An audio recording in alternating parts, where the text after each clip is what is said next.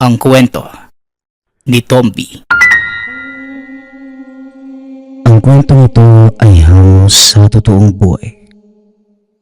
Mula ito sa isa nating tagapakinig. Karanasan ito ni Wardo. Walang eksaktong taon. Probinsya ng Negros. Noong mga panahon ito, kasalukuyang naninirahan kay Lolo Jaime itong si Wardo. Pinadala ng mga magulang upang may makasama ang matanda dahil hirap na ito sa mga gawaing bukid. Nagmamay-ari ng malawak na taniman ng palay ang pamilya ni Wardo. Ang mga magulang nito, kapwa naninirahan sa syudad, abala sa kani-kanilang mga negosyo. Isa sa mga dahilan kung bakit nasa pangangalaga ng matanda si Wardo dahil sa napariwara ang buhay nito sa syudad. 18 taong gulang nang ipadala ito ng ama sa probinsya at halos 12 taon na itong nananatili doon. Malaki ang naging pagbabago sa buhay ng binata simula nang mapunta sa lugar. Natanggal ang lahat ng bisyo at naging mas kapaki-pakinabang ang buhay dahil natuto ito sa mga gawaing bukid. Ngunit sa loob ng mahabang panahon, walang kaalam-alam ang binata sa sikreto ni Lolo Jaime at isang kaganapan ang tuluyang nakapagpabunyag nito. Noong mga sandaling yun, kakatapos lamang ni Wardong maghagis ng abono sa palayan, nagpa siya itong umuwi dahil halos magdidilim na. Mag-isa nitong hinagisa ng pataba ang napakalawak na taniman, kaya naman nakaramdam ito ng matinding pagod. Pagkarating sa tahanan, naglinis lamang ito ng katawan at dumiretso na sa kwarto para makapagpahinga. Wardo apo, hindi ka ba kakain ng hapunan? Mas mabuti sigurong lamanan mo muna ang iyong sikmura bago ka matulog. Wika ni Lolo Jaime nang makita ang apo. Di na po siguro, Lolo. Gigising na lamang ako mamaya kapag nagugutom na ako. Tugon ni Wardo. O sige, ikaw ang bahala. Ipagtatabi na lamang kita ng ulam ha. Maraming salamat po, Lolo, ha. Sige po, magpapahinga na ako. Wika ni Wardo. Nahiga ang binata at habang nagpapaantok, nakatitig lamang ito sa labas ng bintana. Hanggang sa napansin niya ang napakadaming alitap-tap na nagtitipon-tipon sa puno ng mangga. Alam ng binatang hindi pa oras ng pamumulaklak, kaya naman nagtataka ito kung bakit naroon ang mga maliliit na insekto. Ngunit dahil sa sobrang pagod, hindi na nag-abala pang bumangon si Wardo. Napapikit ang binata at kalaunay nakatulog. Ngunit ilang oras pa lamang ang nakakalipas. Nagising ito dahil nakaramdam ng gutom. Bumangon ang binata para magpunta ng kusina. Mula roon, nadadaanan ang silid ni Lolo Jaime at makita ng binatang bukas ang pinto nito. Isasara na sana ng mapansin na wala namang tao sa loob. Palaging nakasinggi ang gasera sa loob ng silid.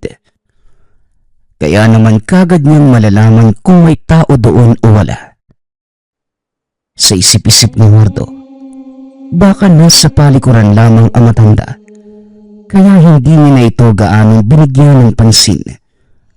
Dumiretso na lamang sa kusina at kumuha ng makakain. Naupo ito sa mesa at may patingin sa bintana. Naroon pa din ang mga alitap-tap sa puno ng mangga. Sa pagkakataon, Kitang-kita ni Wardo ang kabuuan ng puno. Kaya naman nanlaki ang mga mata nito nang makita si Lolo Jaime. Nakatayo lamang doon habang may kung sinong kinakausap. Lumapit sa bintana si Wardo upang makita ng malapitan ang nangyayari. At halos tumalon palabas ng katawan ang kaluluwa nang makitang hindi tao ang kausap ni Lolo Jaime. Sa sobrang takot, napaatras si Wardo at aksidente nitong natabig ang lagayan ng mga kutsara. Kaya nagkalansingan ito pabagsak ng sahig. At dahil sa nadinig na ingay, biglang nagpulasan ang mga alitap-tap. Dali-daling pumasok ng bahay si Lolo Jaime. Diretso itong nagpunta sa kusina para tignan kung ano ang nangyari. Mabuti na lamang at mabilis na nakaalis si Wardo doon. Dinala nito ang kinuhang pagkain sa kwarto upang hindi malaman ng matandang siya ang may gawa ng ingay. Pwesteng mga pusa ito ha. Hanggang dito ba naman sa kusina nagkakalat kayo? Ay nako, naudlot na tuloy yung pakikipag-usap ko sa kaibigan ko. Baka pagpahinga na nga lang, madaling araw na pala eh. Wika ni Lolo Jaime. Tahimik namang nakikinig si Wardo sa silid. Nawala ang gutom nito, kaya tinakpan na lamang sa sulok ang kinuhang pagkain. Kinabukasan, palihim itong pinuntahan ang puno ng mangga. Laking gulat ng binata dahil may mga bakas ng kabayo sa paligid. Napagtanto ng binatang hindi siya namamalikmata ng gabing yan. Nang makitang may kausap na kalahating tao at kalahating kabayo si Lolo Jaime. Tinignan nito ang matanda at nakitang nakaupo lamang ito sa atangan habang nakatitig din sa kanya. Ngunit hindi nagpahalata si Wardo. Nagkunwari lamang itong may kung anong pinupulot at saktong nakakita ng malaking tuyong sanga. Hinila niya ito palayo sa puno at dinala sa lugar kung saan sila nagsisibak ng kahoy. Ng mga sumunod na gabi, inabangan ng binata ang muling pagpapakita ng nilalang. Ngunit tila nakatulog na si Lolo Jaime. Hindi na ito nagpunta pa sa puno. Kahit napakadami na ng alitap-tap na nakapalibot doon. Nagpatuloy ang ganong gawain ni Wardo hanggang sa punahin na ito ng matanda dahil napapadalas nang nakikitang nakatayo sa ilalim ng puno ng mangga kahit wala naman itong ginagawa doon. Oy Wardo, napapansin ko lang na ano ba ginagawa mo doon sa ilalim ng puno ng mangga? Bakit palagi kitang nakikita roon? Diretsahang tanong ni Lolo Jaime. Wala naman bo. Gusto ko lang po tumayo ron. Malamig po kasi sa ilalim ng puno ng mangga eh. Nagbabalak nga po akong maglagay ng duyan doon eh. Tugon ni Wardo. Yan ang wag na wag mong gagawin, iho. Ayokong sugatan mo o pakuan mo ang puno na yon. Eh bakit naman po lolo? Puno lang naman po yun eh. Alam mo po, may mga nilalaw na naninirahan sa punong yon at magagalit sila kapag nasira ang kanilang tirahan. Nilalang lolo? Kagaya ng mga tikbalang? Tanong ni Wardo. Nanlaki ang mga mata ng matanda dahil sa sinabi ng apo. Hindi nito lubos akalaing malalaman ng binata ang kanyang sikreto. Kung ganon, alam mo na pala. Siguro ikaw ang may gawa ng ingay nung nakaraang gabi ano? Tugon tugon ni Lolo Jaime. Ako nga po, Lo, at nakita kong may kausap kayong tikbalang. Tama ka, iho. Ang pangalan ng tikbalang na yon ay Dagol. Matagal ko na siyang kaibigan. Siya at ang kanyang mga magulang. Dating nakatira sa puno ng manggang yan. Ngunit nang unti-unting dumami ang tao sa paligid, nagpa siya silang umalis. Bata pa lamang magkaibigan na kami ng tikbalang na yon. Talaga po ba, Lolo? Totoo ba yung sinasabi nila na kapag may alaga kang tikbalang swerte ka daw sa lahat ng bagay? Hindi ko alaga si Dagol. Pero oo, totoo ang sinasabi mo, Apo. Maswerte ang mga taong nilalapitan ng mga tikbalang.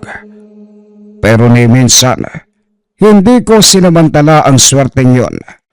Dahil alam kong may kapalit ang lahat ng ibibigay niya sa akin.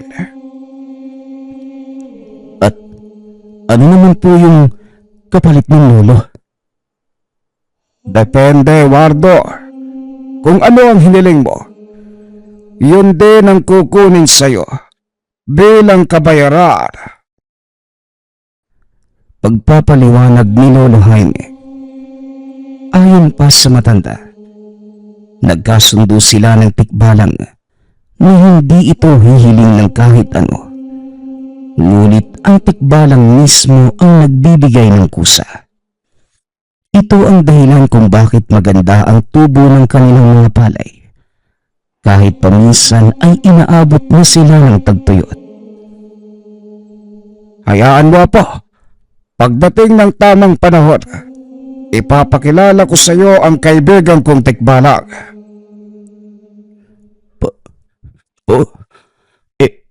Baka matakot siya sa akin. O hindi naman kaya saktan niya ako.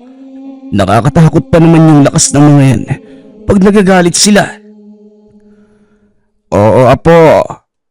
Tama ka. Nakakatakot nga sila. Pero wag kang mag-alala dahil hindi naman mapanakit si Dagol. Mabait siya at kadalasan gustong makipaglaro. Kaso nga lang, hindi ko na kayang tumakbo. Pero Lolo, hindi ka ba nag-aalala na baka balang araw may makakita sa iyo nakikipag-usap sa ganung uri ng nilalang? Hindi naman, Apo. Bakit naman ako mag-aalala? Alam ko naman na walang makakakita sa kanila. Maliban sa akin.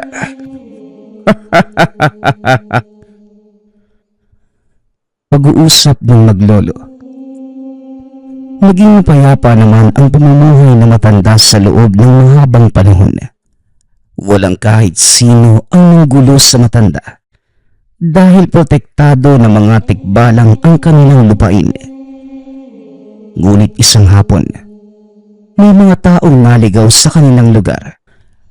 Nakita mismo ni Lolo Jaime na may dalang baril ang mga ito. At batay sa mga kasuotan, mga mangangaso ang pangkat na yan. Dali-daling tumayo ang matanda para bigyan ng babala ang mga kalalakihan. Ngunit sa kasamaang palad, hindi nakinig ang mga ito. Pasensya na, mga iho. Pero pribadong lupain ang balak niyong pasukin Wika ni Lolo Jaime. At sino naman nagsabi sa iyo, tanda? May permiso kami galing sa munisipyo para mangaso rito. Permiso? Kailanman hindi nagbigay ng pahintulot ang pamahalaan na mangaso sa kahit saang gubat, lalo na sa mga pribadong lupain. Teka, sino ka ba, tanda? Alam mo, mabuti pa. Umuwi ka na lang at magbanyas ka ng nana sa tuhod mo. Huwag mo nga kaming pakialaman kung ayaw mo saktan. Banta ng lalaki. Matapos ay itinulak nito si Lolo Jaime. Sakto namang paparating si Wardo, kaya kitang-kita nito kung paano matumba ang matanda. Hoy kayo, tigil nyo nga yan. Di na kayo naawa sa matanda. Sino ba kayo? At anong ginagawa nyo rito? Lupa namin to ah! Wala akong pakialam kung aninong lupa to. Mangangaso kami sa kagubatan at kahit saan mang gustuhin namin. At papatayin namin ang lahat ng hayop na kayang patayin ang dala naming mga baril. O baka gusto mong ikaw ang maging unang biktima ko, bata? Matapang lang naman kayo. Dahil may dala kayo mga baril Bakit hindi nyo yung bitawan? Tignan natin kung hanggang saan ang tapang nyo. Gusto kita, bata. Matapang ka. Pero hindi kita papatulan ngayon. Kaya hanggat kaya ko pang magpigil, umalis kayo sa dinaraanan ko. Muling banta ng lalaki. Magsasalita pa sana si Wardo, kaso nga lang inawat na ito ni Lolo Jaime. Tama na, Wardo. Wala kang laban sa kanila. Hayaan mo na ang mga yan at siguradong may naghahantay na kapahamakan sa kanila. Huwag niyo lang sanang sabihin na hindi ko kayo binalaan. O sige na, gawin niyo ang gusto ninyo.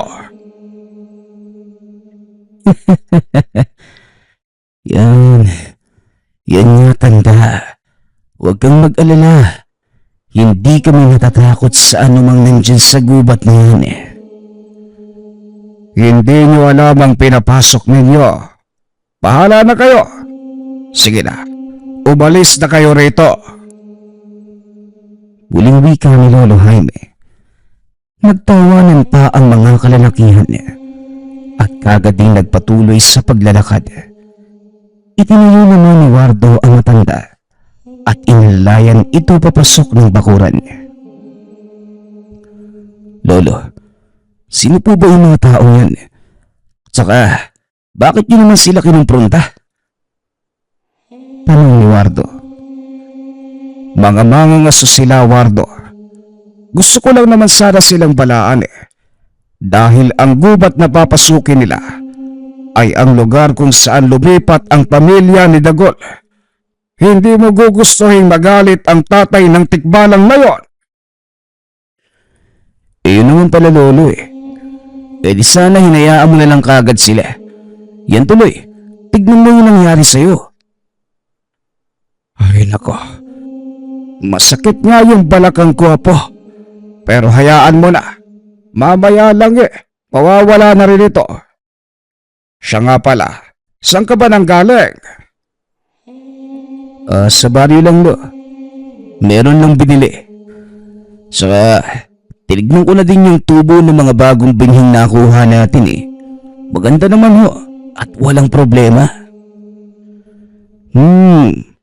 Mabuti naman kung ganon. Ilang buwan na lamang magsisimula na ang anihan. Kailangan nating paghandaan ang araw na yon. Po, 2 beses sa isang taon tayo kumagapasa. Ano pa yung dapat nating paghandaan? Sa kakatanim pa lang ng mga palay natin, Lo.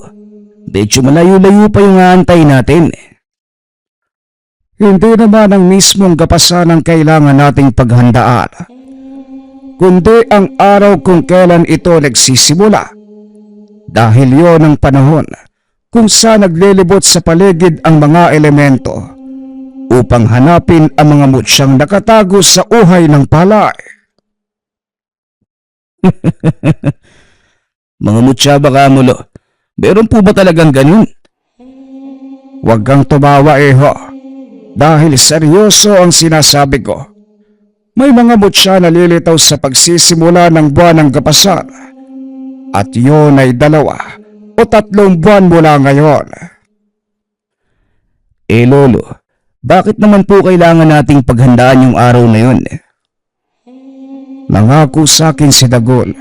Makukunin niya ang mutya ng bigas para sa akin.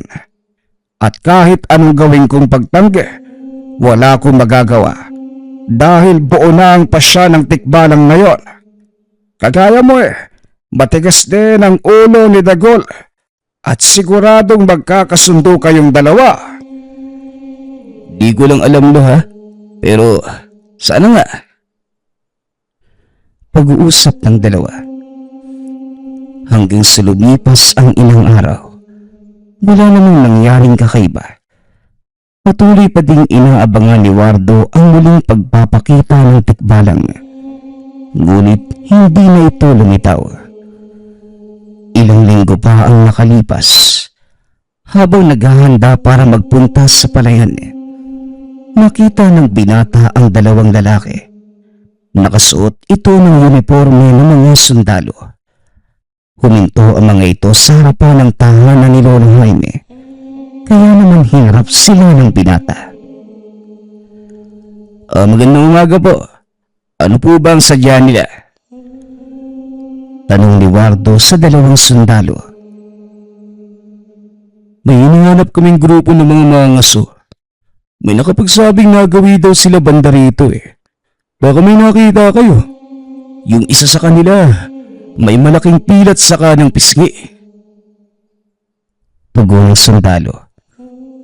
Naalala naman ni Wardo ang mga kalalakihang nanakit kay Lolo Jaime. Kaya naman hindi ito nag-atubiling magsalita. Ang totoo nga po niyan, meron nga. Sinaktan pa nila yung lolo ko. Pumasok sila sa gubat. Mga 2 linggo na po yung nakakaraan. Hindi pa namin sila nakitang lumabas simula nun Ganun ba? Mga kriminal na pinaghanap ng batas yung pangkat na yun Partikular na yung sinasabi kong may pilat sa pisngi. Nestor yung pangalan niya. At sa oras na makita nyo sila, ipagbigay alam nyo kagad sa bayan ha. May malaking pabuya sa tao makakapagturo o makakahuli sa kanila. Kaya kung gusto mo makuha yung gantimpalang yon, huwag kang magdalawang isip na magsalita, boy ha. Sige po, sasabihan ko po kagad kayo kung sakaling mamataan ko sila dito sa lugar namin. Wika ni Wardo. Matapos ang pakikipag-usap, umalis na ang dalawang sundalo. Nagpatuloy naman sa ginagawa si Wardo. Habang papunta ito sa palayan, napansin niya na tila may nakasunod sa kanya. Kaya naman pahinto-hinto ito sa paglalakad. Pinakiramdamang maigi ni Wardo ang paligid. Ngunit wala naman itong nakikitang tao. Ilang sandali pa ay narating na ng binata ang palayan. Nakita nito na ang ilan sa katabi nilang mga taniman nagsisimula ng manilaw. Isa itong hudyat ng pagsisimula ng anihan.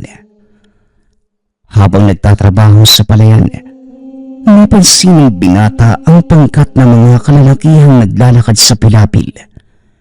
Malayo pa lang, namukaan na niya ang mga ito.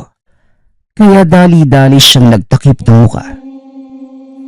Nang makalapit ng husto ang pangkat, dito na sigurado ng binata na ito nga yung grupong nanakit kay Lolo Jaime at ang taong pinaghahanap ng mga sundalo. Hindi nagpahalata si Wardo. Nagpatuloy lamang sa pagtatrabaho hanggang sa makalampas na sa kanya ang mga kalalakihan. Alam ng binatang dadaan sa bahay nila ang mga ito, kaya dali-dali siyang umuwi sa takot na baka saktan naman nila si Lolo Jaime. Ginamit ng binata ang daan sa kagubatan dahil mas mabilis niyang mararating ang tahanan sa pamamagitan ng daan yun. Ilang sandali lang ay nasa bakuran na ng kanilang tahanan si Wardo. Nakita nitong nakaupo ang matanda sa atangan ng bahay. Lolo, pumasok na po muna kayo. Dadaan na naman dito yung mga mangaso Wika ni Wardo. Apo, huwag kang mag-alala. Hindi na nila ako sasaktan. Kaya kumalma ka lang. Tugon ng matanda. Hindi mapakali si Wardo. dahil nararamdaman itong may panganib na darating. Naupo sa tabi ni Lolo Jaime ang binata habang hinihintay ang pagdaan ng mga kalalakihan. Ilang sandali pa, narinig na nito ang mga tawanan at usapan ng pangkat. Buwisit kasi yung matandang humarang sa atin eh. Minalas tuloy tayo. Hindi ba? Malapit lang naman dito yung bahay nun eh. Bakit hindi natin turuan ng leksyon eh? Wika ng nagngangalang Nestor. Napalingin ito sa kinaroroonan ng bahay ni Lawardo. Nakita ang dalawang nakaupo sa atangan. Walang pagdadalawang isip na sinipa ng lalaki ang koral at tuloy-tuloy na pumasok sa bakuran. Aba, mabuti naman at nakita ulit kita, tanda. Alam mo bang dahil sa'yo, minalas kami ng mga kasama ko. Wala kaming nahuli ni isang maliit na ibon.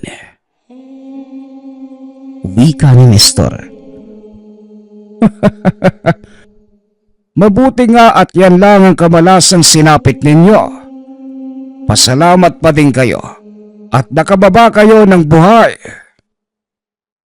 Tugon ni Lolo Jaime. Teka, ano sinabi mo?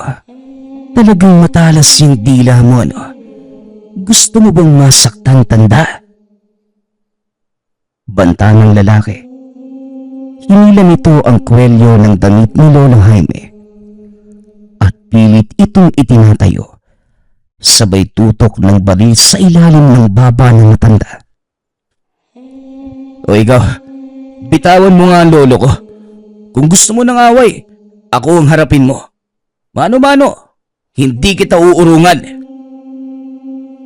Wika ni Wardo. Nilingon ng lalaki ang binata at ngumiti sa kanya ng nakakaloko. Kung sa bagay, matagal na din akong hindi nakakapagbanat ng katawan eh. Kung talaga matapang ka, o sige, pagbibigyan kita. Pero siguraduhin mo lang na maaaliw ako sa'yo, ha? Wika ni Nestor. Nagtawanan ang mga kasamahan ng lalaki. Inilapag nito ang baril sa lupa at nagtanggal ng kasuotang pang-itaas. Bagaman kabado si Wardo, kinakailangan niya itong gawin para lamang mailigtas ang matanda. Wardo, apo, wala kang laban sa taong yan. Masyadong malaki yung pangangatawan niya kung ikukumpara sa'yo. Tumigil ka na lang, bawiin mo na ang hamon mo, at humingi ka na lang ng tawad. Wika ni Lolo Jaime. Hindi, Bulo. Nakalimutan mo bang dating sangganong sa syudad ang apo mo? At hindi ang mga taong kagaya nito ang makakapagpaatras sa akin. Tugon ni Wardo. Sa hindi malamang kadahilanan, tila biglang tumapang si Wardo. Nakaramdam ito ng kakaibang init sa katawan. Nagsimulang lumapit ang lalaki sa kanya at walang pagdadalawang isip na sumugod. Nagulat si Wardo dahil biglang may bumulong sa kanya na umilag pa kanan. Kusa namang sumunod ang katawan nito, dahilan para hindi makatama ang kalaban. Muling umatake ang lalaki at sa pagkakataong yun, muling nailagan ng binata. At ngayon naman, yumuko ka! Muling wika ng tinig. Sinunod naman ito ng binata at muling nailagan ang atake ng kalaban. Sino ka? Nasaan ka? Wala nang oras para dyan. Sundin mo lamang ang sinasabi ko. Mamaya na ako magpapakilala sa'yo. Tumingin ka sa mga mata niya para makita mo ang susunod niyang gagawin. Tugon ng tinig. Muli na naman sinunod ng binata ang sinabi ng boses. Napagtantong tama ito dahil nababasa ni Wardo ang susunod na galaw ng kalaban. At ngayon naman, subukan mong puntiryahin ang kanyang baba. Suntukin mo ito ng buong lakas. Hindi mo kailangang magpigil, pero antayin mo siyang makalapit ng husto bago mo gawin. Mas matangkad sa iyo ang taong yan. Mapapakawalan mo ang buong lakas ng suntok na yan mula sa ibaba. Naghintay ng pagkakataon si Wardo na makalapit ang lalaki sa kanya bago nito pinakawalan ang matinding suntok. Natigil sa pagtawa ang mga kasamahan nang makitang bumulagta sa lupa at nawala ng malay ang kanilang pinuno. Nagsipagdampot ng baril ang mga ito. Akmang papaputukan na sana si Wardo, ngunit laking gulat ng binata nang magsitalsikan ang hawak nilang mga baril. Nagtataka ang mga ito kung sino ang may gawa nun, ngunit wala naman silang makita. Ilang sandali pa, nakarinig ang binata ng halinghing ng kabayo at isa-isang nagsipagtalsikan ang mga kalalakihan mula sa hindi nakikitang puwersa. Dahil sa takot, nagsipulasan ang mga ito at naiwan ang kanilang pinunong walang malay. Mga walang kwentang kaibigan. Iniwan na nila yung isang to. Wika ni Lolo Jaime. Igapos na lang po natin yan, lo. Pinaghanap ng militar yung taong yun at siguradong may malaking pabuya pag isinuko natin siya sa mga sundalo. Tugon ni Wardo. Kaya pala ang lakas ng loob mong labanan. Dahil may nakapatong palang halaga sa ulo ng taong ito. Sige, ikaw na ang bahala po. Hindi naman po dahil doon, lo. Di po ako sigurado Pero parang may kausap ako kanina habang nakikipaglaban. Tinuturuan pa niya nga ako kung paano talunin yung taong to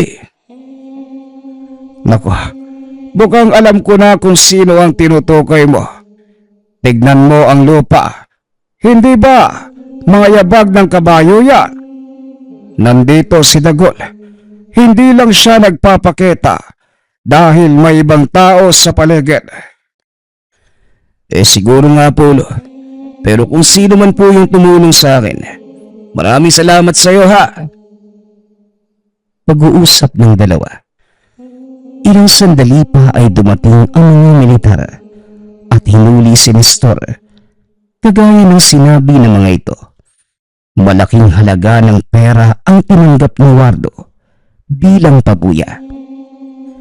Ilang araw matapos ang kaganapan, nagsimula na ang buwan ng Gapasan. Dito na nagkaroon ng pagkakataon si Wardo na makilala ang kaibigan ni Lolo Jaime. Ng mga sandaling ito, nakatayo ang dalawa sa gitna ng palayan habang hinihintay ang pagdating ni Dagol.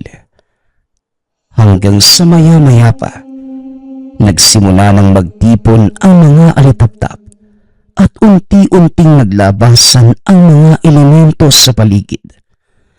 Hindi sila pinapansin ng mga ito dahil tila may kung anong hinahanap sa mga uhay ng palay.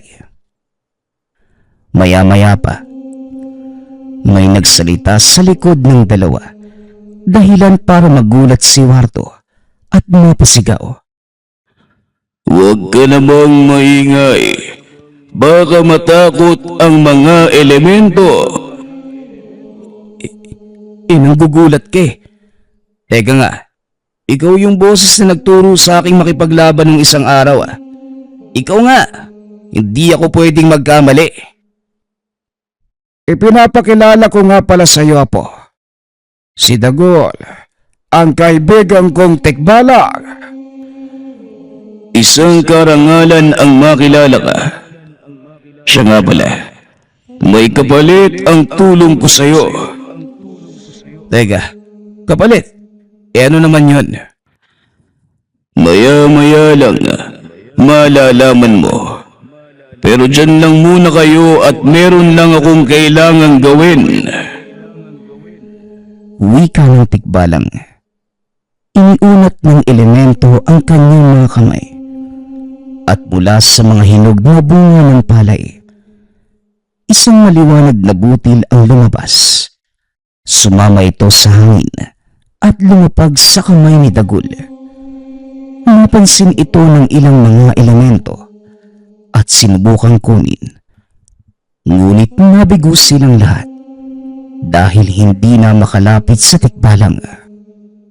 Ako ang nagmamay-ari sa mutya ng bigas. Kaya wag nyo nang subukang agawin pa sa akin. Magsipagbalikan na kayo sa inyong mga tirahan. Wika ni Dagul. Unti-unti itong lumapit kay Wardo at inutusang ilahad ang mga palad. Teka Dagul, ano bang ginagawa mo? Dapat kay Jaime ko ipagkakaloob ang mutyang ito. Pero mukhang mas kakailanganin mo sa mga susunod na araw ang tulong nito. Teka, ano bang ibig mong sabihin? Pinagkakalooban kita ng lakas at gusto kong lakas din ang ialay mo sa akin bilang kapalit. Kailangan ko ng matatapang na kagaya mo para ipagtanggol ang kagubatan at yun ang kapalit ng pagtulong ko sa iyo. Pagpapaliwanag ng tikbalang. Dito na mas naging malinaw kay Wardo ang lahat ng sinabi noon ni Lolo Jaime. Buong puso namang tinanggap ng binata ang katungkulan at sa tulong ng mutyang ipinagkaloob ng tikbalang, nagawa niya itong gampanan ng maayos. Sa kasalukuyan, patuloy pa ding binabantayan ng pamilya ni Wardo ang kagubatang sakop ng kanilang lupain.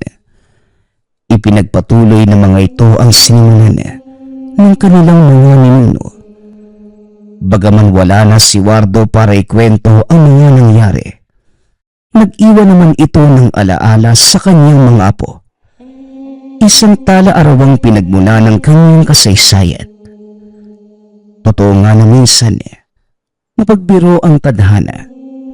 Hindi natin alam kung ano ang kapalarang nag-aantay sa atin. Kagaya ng tampok nating karakter na si Wardo. Sino ang mag-akala na ang patapon niyang buhay ay mababago at magiging kapaki-pakinabang para sa iba? Walang sino man ang nakakaalam ng plano ng tadhana para sa atin. Kaya hayaan mo lang na dumaloy ang lahat at subukan mong sumabay sa agos. Ngunit habang nagpapalutang-lutang ka sa agos ng buhay, sabayan mo din ang pagsaguan nang sa ganun, mas mabilis mong marating ang iyong paroroonan. Sumainyo ang kwento ni Wardo at ng gabay niyang tagabantay. Natikbalang. Ang susunod nating kwento ay mula sa isa nating tagapakinig. Naitago na lang natin sa pangalang Luis. Walang eksaktong taon. Probinsya ng Leyte. Bunso si Luis sa 3 magkakapatid. Sa isang maliit na bayan siya naninirahan mag-isa. Ngunit nagbago ang lahat ng iyon ng isang araw ay meron kumatok na otoridad at inatid sa kanya ang pamangkin niyang si Ina. Napag-alaman ni Luis na naaksidente ang kapatid niyang babae. Kasama ang anak nito, ngunit si Ina lamang ang nakaligtas. Nabigla at nalungkot si Luis sa balita. Hindi niya inaasahan na sa murang edad ng kapatid, mawawala ito ng ganun-ganun lang. Ang masaklap pa sa sitwasyon ay hindi nila natunton ang nakabangga dito. Pinapasok na si Ina sa tahanan at kalaunan ay naging komportable na ito kasama si Luis. Napansin ni Luis na may nag-iba sa pamangkin. Tila hindi na pantay ang haba ng mga braso nito at medyo malaki ng kaunti ang ulo. Naisipan niyang maaaring resulta ito ng aksidente ngunit hindi yun naging sapat upang hindi siya mabiktima ng pambubuli. Dahil dito ay napilitang maglaro mag-isa sa loob ng bahay si Ina. Ginawa ni Luis ang lahat ng makakaya upang maibigay dito ang mga kailangan niya katulad ng pagkain, tirahan, oras at pag-aalaga. Ilang taon pa ang lumipas. Tuluyan na naging mabuti ang kalagayan ng bata. Isang araw ay merong kumatok sa pintuan. Hindi alam ni Luis kung sino ito. Isang matangkad na lalaki na hindi maayos ang kalagayan. Maitim ang ilalim ng mga mata nito at madumi ang suot. Kuya, mukhang nagkamali ka po ata ng pinuntahan. Sabagay, ilang taon din naman tayong hindi nagkita kaya hindi mo talaga ako maaalala. Ako ito, Luis. Si Kuya Rico mo. Kuya Rico? Bakit po kayo napadalaw, kuya? Akala ko po nasa ibang bayan ka. Meron kasing nangyari doon at kailangan kong umalis. Wala naman akong ibang pamilya kung di ikaw. Kaya dito na lang muna ako ha. Huwag kang mag-alala. Hindi ako magiging pabigat. Ako na ang bahala sa panggastos natin at sa pang-araw-araw at... Biglang napatigil si Kuya Rico sa pagsasalita nang makita ang batang babae. Kuya Rico, si Ina po pala. Pamangkin natin. Anak po ni ate.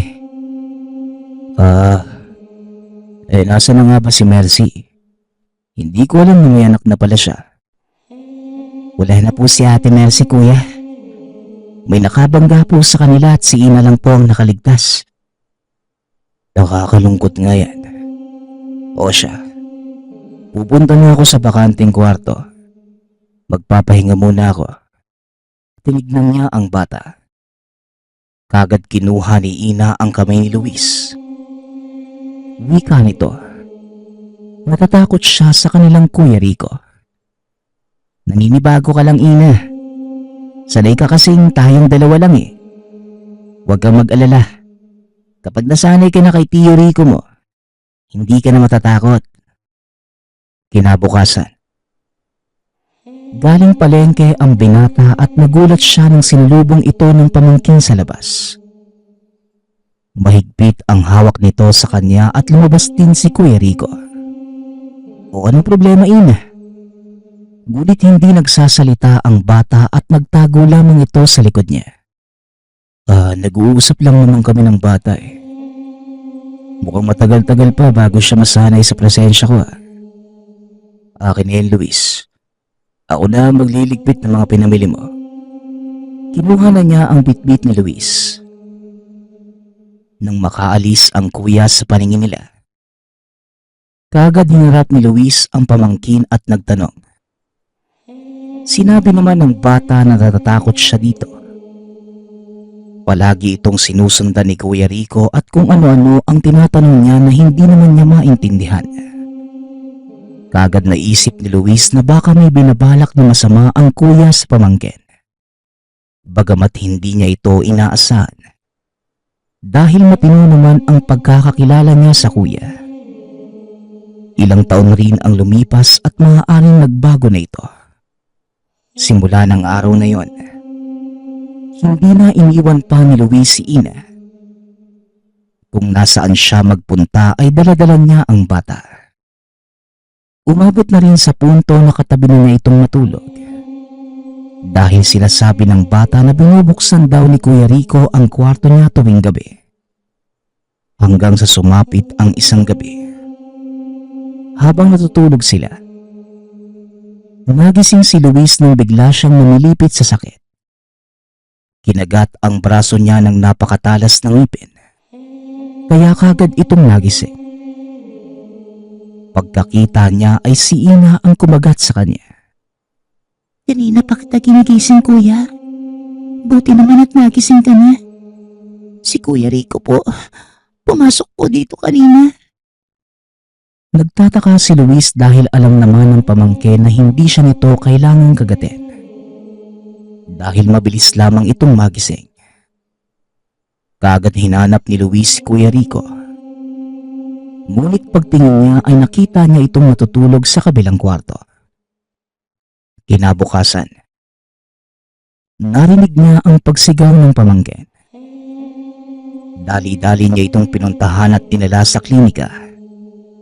Ngunit wika ng tagagamot na wala namang problema ang bata.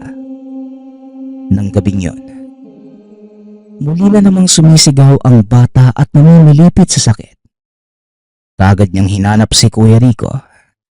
At makalipas ang ilang sandali ay natuntunan niya kung nasaan ito.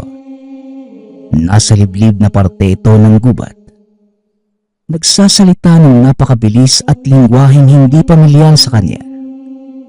Kaagad na itong nilapitan upang manghingi ng tulong. Pero napatras siya nung makitang nakatirik ang mga mata nito na tila sinasapian. Bumalik si Luis sa loob ng tahanan at hinanap ang pamangkin. Muli niya itong dinala sa klinika ngunit ang sabi ng tagagamot na walang problema ang bata. Bagamat nababahala siya sa mga pangyayari, nawala naman ito sa isip niya nang lumipas ang ilang araw. Nawala ng masamang nararamdaman ito. Pwera na lamang kay Kuya Rico. Kinumpronta niya ang kuya kung meron itong ginagawa o binabalak gawing masama sa pamangkin. Huwag na itong ituloy pa at umalis na lamang siya. O ipapapulis na niya ito. Pinaliwanag naman ni Kuya Rico na wala siyang ginagawang masama sa bata. Hindi lang talaga ito sanay na meron na silang bagong kasama sa bahay. Mas naging mahigpit sa pagbabantay si Luis sa kinikilos ng Kuya Rico. Kahit na gustuhin na lang niyang paalisin ito ay hindi pwede. Dahil bahay ito ng mga magulang nila. At wala pa naman itong ginagawang masama. Isang gabi, umatake na naman ang pamimilipit sa sakit ni Ina. Nang sinakay ni Luis ang pamangkin sa tricycle, kaagad siyang tinulak ni Kuya Rico. Laking gulat ng binata sa nangyari. Ano bang ginagawa mo, kuya? Nasisiraan ka na ba ng bait? Ngunit hindi na ito pinansin ni Kuya Rico. Naglabas siya ng maliit na aklat. Muling nagsalita ng kakaibang lengguwahe si Kuya Rico. Mabilis ang pagsasalita nito at kalaunan. Nakita niyang tumitirik na naman ang mga mata. Napapasigaw ng napakalakas si Ina at nagwawala ito sa loob ng tricycle. Pinapatigil niya sa pagsasalita si Kuya Rico upang tulungan siya kay Ina. Ngunit hindi ito tumitigil at nagpatuloy lamang sa pagsasalita. Unti-unting lumalabas ang mga itim na marka sa balat ni Ina hanggang sa tuluyan na itong umitip. Naging pula ang mga mata nito at unti-unting lumabas ang sungay sa noo. Hindi tumitigil sa pagsigaw si Ina.